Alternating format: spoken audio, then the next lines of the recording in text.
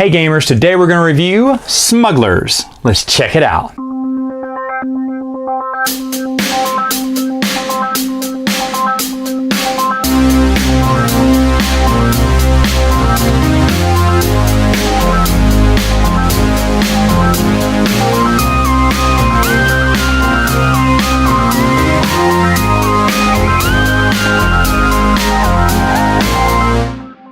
Game setup is very easy. You're going to have all this stuff placed out. This just fits on in here. You have this little starting token there to go right in the center. You also have each player pick a player shield with their color on it. And of course they're going to get some matching putty. And the putty looks kind of gross, but it actually does a really good job in the game.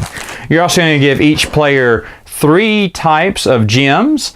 This one's for salty, this one's for sweet, and this is a stink bomb, which I'll get to in a minute.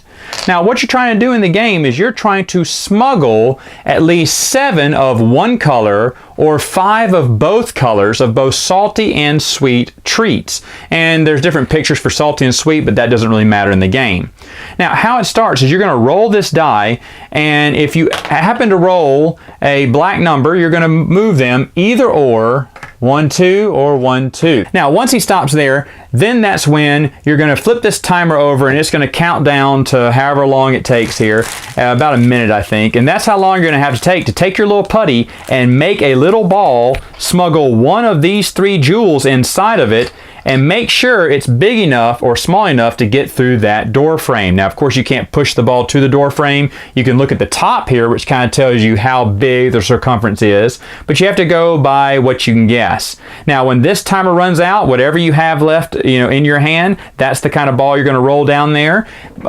Taking turns, each player is going to take the ball here and then roll their little putty ball through either one of these holes, whichever one, of course, this little man lands on.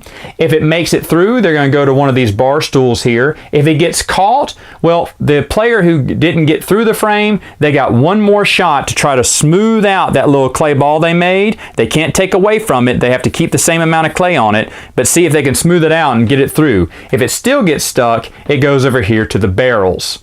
Now, once they're here, you have to determine who was the heaviest, and what you do, that's what this little seesaw thing here is for. You place the little balls of clay on each side here, and you'll weigh them out, and whichever one weighs the most, that is the one that it gets to sit in the big chair. Second heaviest gets to sit in the second chair there.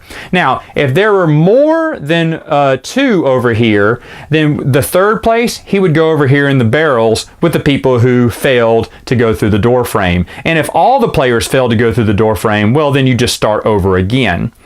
Now, what if I rolled a red letter, like a 5 and a 6? Well, what I have to do before I do anything is we're going to have to make our putty ball before we move that man.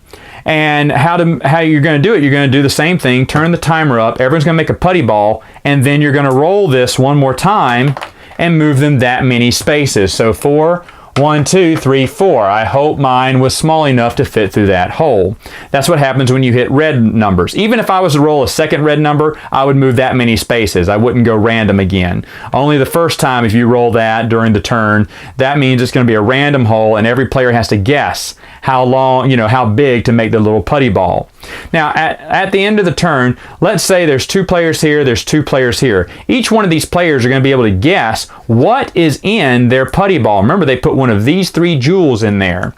Now, if there was only 1 player who passed and there were 3 players who didn't, first player only gets to pick one of them. He can't guess all 3, he just picks one. And if he picked correctly, if he said, I think you're smuggling something sweet, and they revealed in the putty ball that it is the sweet jewel, well then player number 1 will get to get a sweet token for themselves, and they'll put it behind their player shield. Now, if they say, I think you got a, sweet and it was a salty, well, nothing happens. In fact, the players who did not fit through or did not get to sit in one of these chairs, they will not get to smuggle anything through that turn, regardless of whether this person or this person guesses right. Now, the coolest thing about this is the little stink bomb. If you guess that the player had a stink bomb, then what's going to happen is you're going to get that little stink bomb, put it behind your player board, and you're also going to be able to get a choice of one of these 2 tokens to pick from. Now, if I chose Sweet and it was a stink bomb, well then that player who played the stink bomb, they get to steal one of the tokens from me behind my player shield. And if I was the one who made it through and I smuggled a stink bomb, that means I get to steal a token from another player. So that's the game. All you're doing is go around smuggling sweets and sour tokens until someone has 7 of one color or 5 of each color, and that's the winner of Smugglers. Final thoughts, what do I think about the game? This is one of the games that we played at Gen Con that I really loved, but I thought, well, it's for kids. And so I decided not to get it, which is a shame because Amazon had a great deal going on for it that week and I just didn't pick it up. But when I came home, told my wife about it, she went, "That looks like a game I would play." I was like, oh man, I should have got it, because she rarely likes to play games. And so when we found it at Barnes & Noble for 75% off, I said, ooh, can I? And she said, sure, go ahead. And it's just a great game. This game works with my gaming group, and I should have known it.